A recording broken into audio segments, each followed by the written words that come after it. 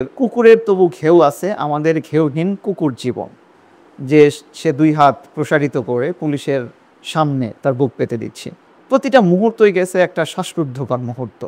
মানুষের জন্যই তো সংবিধান। আমি মানুষে যদি না থাকি, ভাই আমি সংবিধান দিয়ে কি করব? জনগণের সাথে যে সংলাপ সেটা করি। আসসালামু আলাইকুম, সবাইকে স্বাগত জানাচ্ছি সংঘাত নয় সংলাপ অনুষ্ঠানে। আজকে আমাদের সঙ্গে আছেন তরুণ ইউসুফ, লেখক এবং রাজনৈতিক বিশ্লেষক। তরুণ ভাই, আপনাকে স্বাগত জানাচ্ছি। রাইট ভাই, আপনাকেও ধন্যবাদ এবং শুভেচ্ছা।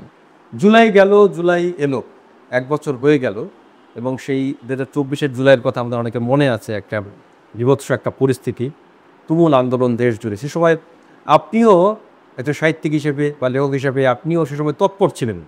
সেই দিনগুলোর কথা শুনতে চাই, যে কেমন ছিল শেষ দিনগুলো। হ্যাঁ ভাই, 1 বছর হয়ে গেল, তাই না? মানে 1 বছর খুব বেশি সময় না, আসলে মনে হলো চোখের পলকে চলে গেল বা চলে যাচ্ছে।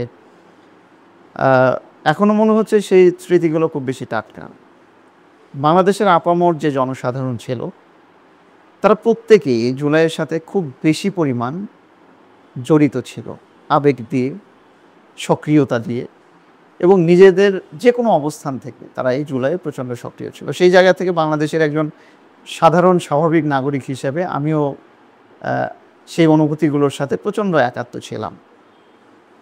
আসলে জুলাইয়ের আন্দোলন শুরু হয়েছিল 1 তারিখ থেকে, কিংবা তার কিছু আগে কিংবা কিছু পরে থেকে, কিন্তু মূল স্পার্কটা আসলে 16 তারিখ থেকে শুরু হয়, যেদিন আবু সাইদ মারা গেলেন রংপুরে। 16 জুলাই সেই দিন বিকেলের দিকে আমরা নিউজটা পাই, দুপুরের খানিকটা পরে, যে সকালের দিকে এরকম একজন মারা গেছে, এবং আমরা দেখতে পেলাম যে সে 2 হাত প্রসারিত করে পুলিশের সামনে তার বুক পেতে দিচ্ছে।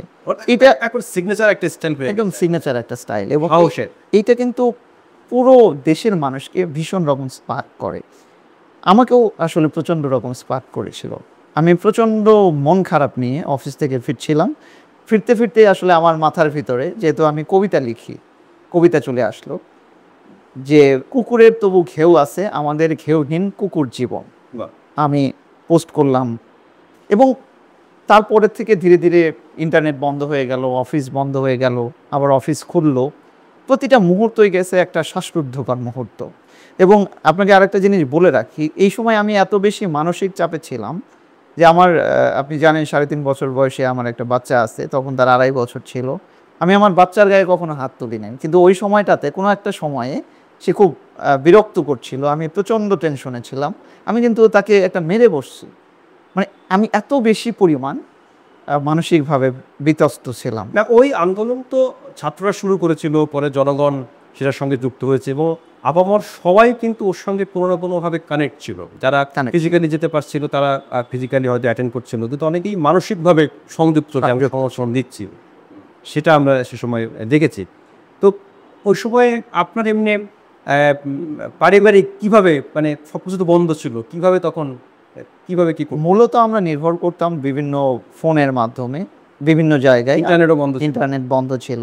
আমার ছাত্র জীবনে রাজনীতি করতাম, আমি ছাত্র ইউনিয়ন করতাম, অনেক সহযোদ্ধা ছিল, তারা মাঠে ছিল, তাদের কাছ থেকে খোঁজ নিচ্ছিলাম। কিংবা অনেক পরিচিত মানুষ, কবি ছিলেন, সাহিত্যিক ছিলেন, যারা যে যে জায়গা থেকে, আপনারা যারা সাংবাদিক ছিলেন, আমার অনেক সাংবাদিক বন্ধু, তাদের কাছে ফোনে খোঁজ নিচ্ছিলাম। সবার কাছেই আসলে যে পরিপূর্ণ সংবাদ ছিল সেটা কিন্তু না, কিন্তু এই যে টুকরো টুকরো যে সংবাদ, সেইগুলো একসাথে করে একটা ধারণার আসলে সৃষ্টি করার চেষ্টা করছিলাম যে এই দেশটা এই অবস্থায় আছে, কিংবা সামনে এই পরিস্থিতি আসতে যাচ্ছে। আসলে ভাই, ভেবেছিলেন যে 5 আগস্ট মানে এত দ্রুত একটা ঘটনা ঘটে যাবে? আসলে 5ই আগস্ট না, আমাদের কিছু বন্ধুবান্ধব আছে, আমরা নিয়মিত রাজনৈতিক অনেক বিষয়ে আলোচনা করি। আমরা 18 সালের পর থেকেই মানে আমাদের একটা বিশ্লেষণ ছিল যে এই যে রেজিমটা, এটা খুব বেশি দিন চলতে পারে না। মানে এটা ন্যাচারাল না, মানে ইন্যাচারাল একটা জিনিস, এটা বারবার বারবার আসছে, এটা তো হতে পারে না। তারপরে বৈশ্বিক যে পরিস্থিতি, রাজনৈতিক পরিস্থিতি, এইসব মিলিয়ে ধীরে ধীরে 24-এ এসে একটা আপনার নির্বাচন হলো। নির্বাচনের আগে 28শে অক্টোবর কিন্তু বড় একটা আন্দোলন হয় বাংলাদেশে। আমরা আশায় ছিলাম যে সেই সময় হয়তো বা একটা তৎকালীন যে সরকার, সেই নির্বাচন থেকে পিছিয়ে যাবে, কিন্তু তারা যখন নির্বাচন করলো না, তখন তারপরও আমাদের একটা বিশ্বাস ছিল যে এই সরকারটা আসলে খুব বেশি দিন সাস্টেইন করতে পারে। এই কথার সঙ্গে মিলে একটা কথা বলতে চাই, ডক্টর আলী রিয়াজ খুব সমাধান বলেছিলেন মানে রাষ্ট্রবিজ্ঞান নিয়ে যেহেতু উনি কাজ করেন, উনি বলছিলেন যে এই ধরনের রেজিম সাধারণত সর্বোচ্চ 20 বছর কিংবা 25 বছর সর্বোচ্চ যদি যায়, সেই হিসেবে তো 20-এর আগেই এটা শেষ হলো। আমার শুধু এই শেখ হাসিনা সরকার পতনের পর এই কথাটা শুধু মনে পড়ছিল যে হ্যাঁ, যে 20 বছর সর্বোচ্চ যেতে পারতেন, তার আগেই এই ঘটনা ঘটে গেল। এবার আমরা একটু জুলাই প্রসঙ্গেই থাকি। জুলাই অভ্যুত্থানের একটা লক্ষ্য তো ছিল যে বৈষম্যহীন বাংলাদেশের কথা আমরা সবসময় বলে আসছি। ইনফ্যাক্ট আমাদের যে মুক্তিযুদ্ধ, সেখানেও বৈষম্যহীন একটা দেশ গড়ার কথা বলা ছিল। জুলাই অভ্যুত্থানও সেটাই ঘুরে ফিরে এলো, যদিও কোটা বিরোধী আন্দোলন প্রথমে শুরু হয়েছিল, পরে বৈষম্য বিরোধীর দিকে। তো এই অভ্যুত্থানের যে লক্ষ্য বৈষম্যহীন বাংলাদেশ, সেই পথে কি বাংলাদেশ যাচ্ছে? মানে অর্জনটা কি দেখছেন এই 1 বছরে? যারা এই আন্দোলনে শরিক ছিল তারা বিভিন্ন চিন্তা থেকে কিন্তু শরিক ছিল। আমি এক চিন্তা থেকে ছিলাম, আপনি আর এক চিন্তা থেকে ছিলেন, অন্যান্য মানুষজন যারা রাজনৈতিক ব্যক্তিত্ব তাদের এক ধরনের চিন্তা ছিল, যারা ছাত্ররা গিয়েছিল তাদের এক ধরনের চিন্তা ছিল, শ্রমিক যারা ছিল তাদের এক ধরনের চিন্তা ছিল, আমাদের নারী সমাজ যারা ছিলেন তাদের কিন্তু যার যার জায়গা থেকে সবাই। তবে আমরা এক জায়গায় এসে মিলিত হয়েছিলাম, বৈষম্য বিরোধিতা। আপনি দেখবেন রাষ্ট্র যে কাঠামোটা এবং রাষ্ট্রের যে চিন্তা, সেই চিন্তার জায়গাটাতে কিন্তু বৈষম্যের কোনো সুযোগ নাই। রাষ্ট্র এমন একটা প্রতিষ্ঠান, সেটা একটা বিমূর্ত প্রতিষ্ঠান, তার চিন্তা ভাবনাই এইরকম যে রাষ্ট্রের ভিতরে ধর্ম, বর্ণ, গোত্র যে কোনো কিছু নির্বিশেষে মানুষ কিন্তু বৈষম্যহীন একটা ট্রিটমেন্ট রাষ্ট্র থেকে পাবে। সেই জায়গা থেকে আপামর মানুষ এক জায়গায় এসে মিলিত হয়েছিল আসলে বৈষম্যহীন একটা জায়গায়। এখন আপনি যদি বলেন যে সেই পথে কি আমরা আছি এখন? সেই পথে আছি কিনা, এখন প্রথম কথা হলো যে 5ই আগস্টের পরে যে সরকার ব্যবস্থাটা গঠিত হয়েছে, রাষ্ট্র ভেঙে আমাদের একটা বৈষম্যহীন রাষ্ট্র গড়ার নতুন কথা যে বলা হয়েছিল, আসলে রাষ্ট্রের 5ই আগস্টের পরে যে সরকার ব্যবস্থাটা চালু হয়েছে, সে চালু হয়েছিল কিন্তু সেই পুরাতন রাষ্ট্র ব্যবস্থার মধ্য থেকেই। পুরাতন রাষ্ট্র ব্যবস্থার মধ্য থেকে রাষ্ট্রকে ভাঙা যায় কিনা, এটা আমার কাছে বড় একটা প্রশ্ন। এই সময় এসে দেখা যাচ্ছে আসলে সেই রাষ্ট্র ব্যবস্থাটা আমরা খুব বেশি ভাঙতে পারি নাই। কালকে আমি আপনার ফরদ মাজহারের খুব চমৎকার একটা কলাম পড়তেছিলাম, তিনি সেখানে একটা দারুণ কথা বলছেন, সেটা হলো যে আমরা রাষ্ট্রের সার্বভৌমত্বের কথা বলি, কিন্তু রাষ্ট্র আসলে কখনো সার্বভৌম না। সার্বভৌম সেখানকার জনগণ, জনসার্বভৌমত্ব। সেই জনসার্বভৌমত্বের কথা যদি বলেন, সেই জনসার্বভৌমত্ব আসলে অর্জিত হবে কি না সেটা নিয়ে আমি খানিকটা সন্দিহান। মানে আপনি কি কিছুটা হতাশ? আমি হতাশ বলবো না, পৃথিবীতে হতাশ হওয়ার আসলে সুযোগ নাই। আমি এখনো আশাবাদী, তবে যে লক্ষণগুলো দেখা যাচ্ছে সেই লক্ষণগুলো মাঝে মাঝে আমাকে বিরক্ত করছে। মনে হচ্ছে যে আমাদের জুলাইয়ের যে লক্ষ্য ছিল সেই লক্ষ্য থেকে খানিকটা এদিক ওদিক চলে যাচ্ছি কিনা আমরা। মানে আবারও কি স্বৈরাচার তৈরি হওয়ার কোনো প্রেক্ষাপট তৈরি হবে কিনা, কি মনে হয় আপনার? এটা আসলে আমি সবসময় বলি, কোনো একটা ঘটনা আমরা একটা মুহূর্তে কোনো একটা ঘটনার প্রেক্ষিতে সেটা হুট করে মন্তব্য করতে পারি না। যদি যে সংস্কারের কথাগুলো বলা হচ্ছে সেই সংস্কারগুলো যদি সম্ভব হয়, হয়তোবা আমাদের রাষ্ট্র এমন একটা কাঠামোগত পর্যায়ে যাবে যেখানে আসলে স্বৈরাচারী সেই ব্যবস্থা ফিরে আসবে না। আসলে দেখেন, আমাদের যে আন্দোলনটা ছিল জুলাইয়ের, সেই জুলাইয়ের আন্দোলন কিন্তু কোনো ব্যক্তি মানুষ, কোনো ব্যক্তিগত দল কিংবা অন্য কোনো মতের বিরুদ্ধে ছিল না। এটা সরাসরি রাজনৈতিক আন্দোলন ছিল না, ছিল একটা হলো সিস্টেমের বিরুদ্ধে, যে সিস্টেমটা মানুষকে ধীরে ধীরে শোষণ করে তাকে প্রান্তিক করে ফেলছে। আপনি দেখেন, রাষ্ট্রের ভিতরে একটা মানুষের যদি মত প্রকাশের অধিকার না থাকে, সে যদি প্রান্তিক হয়ে যায়, আপনি তাকে যতই খাওয়া পড়া দেন না কেন, একটা সময় মনে করবে যে এই রুমের ভিতরে অনেকগুলো আসবাব আছে, সেই আসবাবের মতো, যার কোনো কার্যকারিতা নেই। এক্স্যাক্ট, তাই না? তো সেই জায়গা থেকে মানুষ মনে করেছিল যে তারা যে রাষ্ট্রের জনগণ, সেই জনগণের জায়গাতেই তারা নাই, তারা মনে হচ্ছে এখানে অপান্তেও একটা জীব, কীট পতঙ্গের মতো। সেই জায়গা থেকে কিন্তু মানুষ মনে করেছিল যে না, এমন একটা রাষ্ট্র ব্যবস্থা আসবে। কিন্তু আলটিমেটলি তো দেশের যে মালিক, যেটা আমরা বলি যে জনগণই দেশের মালিক, তারাই সিদ্ধান্ত নেবে। এটা আপনি যথার্থই বলেছেন। এখন যেটা আমরা দেখছি যে কিছুটা হতাশা তো আছে, সেই সঙ্গে যে লক্ষ্যে অভ্যুত্থানটা হয়েছিল অনেক ব্যক্তি স্বার্থ সামনে চলে আসছে। অনেকেই, যেমনটি আমরা দেখেছিলাম মুক্তিযুদ্ধের পরে, অনেক মুক্তিযোদ্ধাই কিন্তু তাদের পথ থেকে সরে গেছে, তারা আর্থিক সুবিধার দিকে গেছেন, কেউ অপরাধ করেছেন।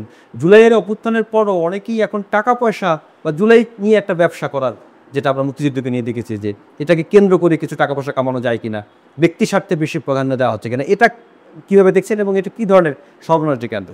আমি আবারও সেই পুরাতন কথায় ফিরে যাচ্ছি যে জুলাইয়ের এক একজনের লক্ষ্য ছিল এক এক রকম। কেউ গিয়েছে রাষ্ট্র কাঠামো পরিবর্তনে, কেউ নিজে রাজনীতি করতে পারছে না, এই রেজিম চেঞ্জ হলে সে রাজনীতি করতে পারবে, সে ক্ষমতায় যেতে পারবে সেই উদ্দেশ্যে।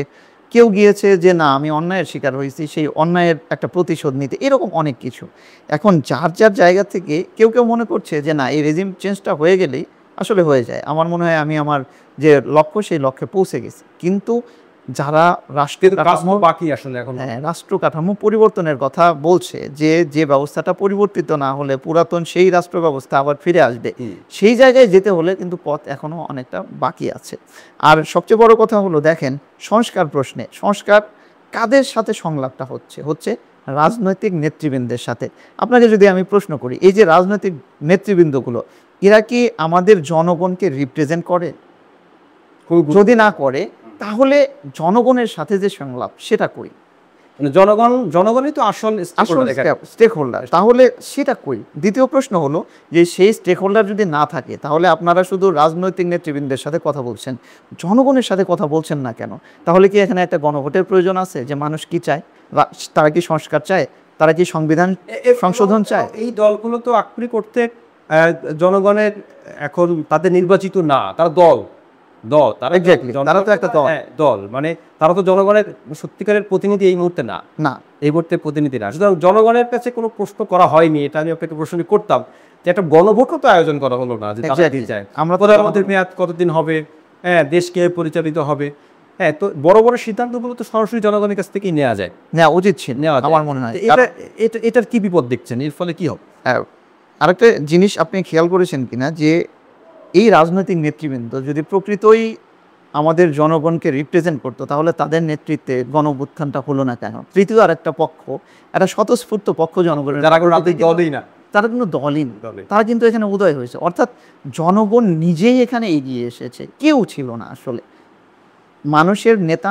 মানুষের ছাত্রদের কথা আপনি বললেন, তারাও কিন্তু একেবারে রাজনৈতিক দলের কোনো পার্ট না, একেবারে জনগণের।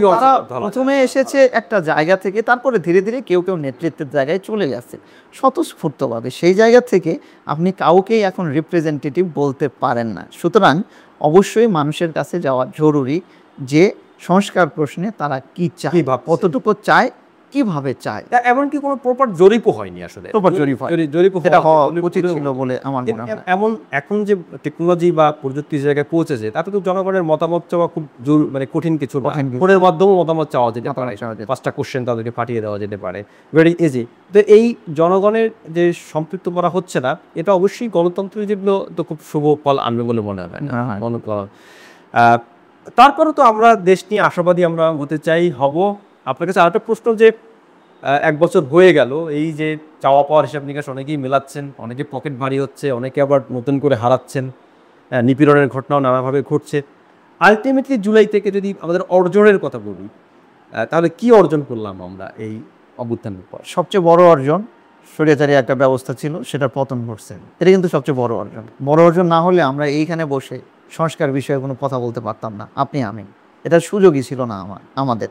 দ্বিতীয়ত আপনাকে যেটা বলি, যে রাষ্ট্র কিন্তু এখন সুসংহত পর্যায়ে নাই। বিভিন্ন জন, বিভিন্ন গোষ্ঠী, এক একজন এক এক কিছু চাইছে। আমি বলছি না তাদের চাওয়াটা ভুল অথবা ঠিক, সেটা বলার প্রশ্ন নাই, কিন্তু অনেকগুলো দ্বন্দ্ব কিন্তু এখানে কাজ করছে। সেই দ্বন্দ্বগুলো মিট আপ করে পুরো জিনিসটাকে একটা সুস্থির পর্যায়ে নিয়ে আসার জন্য একটা সময় লাগবে। ফরাসি বিপ্লবের পরে আমরা জানি যে 10 বছর সময় লেগেছিল রাষ্ট্রের সুসংহত ব্যবস্থায় আসতে। তো এর মধ্যে যদি আপনি প্রাপ্তিগুলো বলেন, আমাদের অর্থনীতি যেটা খুব বেশি আনস্টেবল ছিল, সেটা কিন্তু ধীরে ধীরে একটু সুস্থির হওয়া শুরু করেছে। আমাদের ডলার যে মার্কেটটা, সেটা ওপেন মার্কেটে দেওয়ার পরেও দেখা যাচ্ছে আমাদের রিজার্ভ বেড়েছে, সেটাতে ডলারের আমাদের টাকার ওইভাবে পতন হয় নাই। তারপরে মোটা দাগে আমাদের পাচার রোধ হয়েছে। তারপরে আমাদের যে দুর্নীতির যে জায়গাটা, সেটা কিছু কিছু হলেও সেটা কিন্তু কমে এসেছে।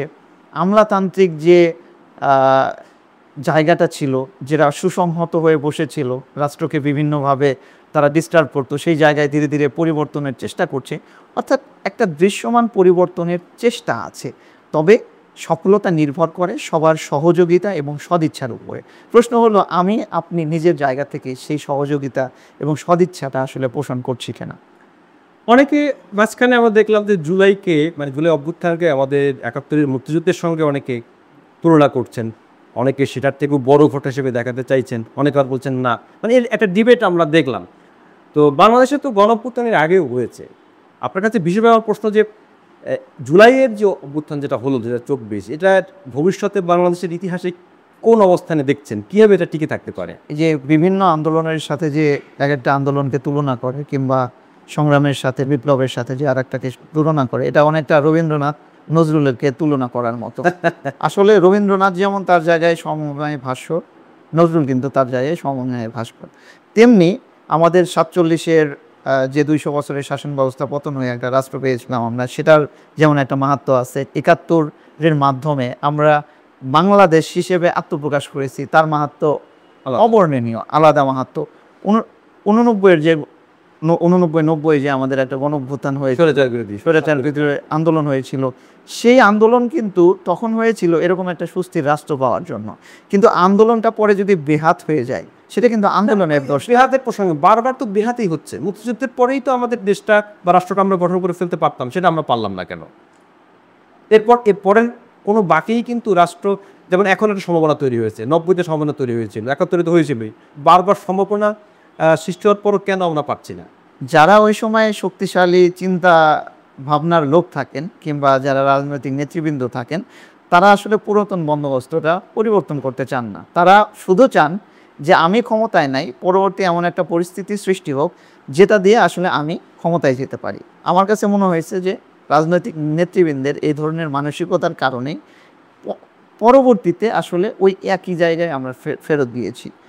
আপনি বললেন যে ২৪-এর জুলাইকে কিংবা ২৪-এর গণঅভ্যুত্থান বলি কিংবা বিপ্লব বলি, সেইটাকে আমরা মনে রাখবো কিনা। মনে রাখবো যদি সুস্থির একটা রাষ্ট্র ব্যবস্থা, রাষ্ট্র কাঠামো আমরা গড়ে তুলতে পারি, মানুষ যেখানে জনগণই সার্বভৌমত্ব ভাবে তাদের চিন্তা চেতনা প্রকাশ করে রাষ্ট্রকে একটা কার্যকরী একটা রাষ্ট্রে পরিণত করতে হবে। এই অবস্থায় যদি চলে যেতে পারি, তাহলে জুলাই আমাদের কাছে একদম চিরস্মরণীয় হয়ে থাকবে, ভাস্বর হয়ে থাকবে। কিন্তু আমাদের এই জায়গাটা যদি ব্যর্থ হয়, তাহলে সেই ৮৯ কিংবা ৯০-এর যে আন্দোলন, এরশাদ বিরোধী আন্দোলন, সেরকম একটা জায়গায় হয়তোবা চলে যেতে পারে। চাইছেন যে আবারও বাংলাদেশ সেই হতাশার জায়গায় চলে যাবে, আবারও স্বৈরাচার তৈরি হবে? যেতে পারে, আবার নাও যেতে পারে। আমি বলছি যে এই সময়ে বসে আমরা এটা আসলে বলতে পারি না, এখনো অনেক পথ বাকি।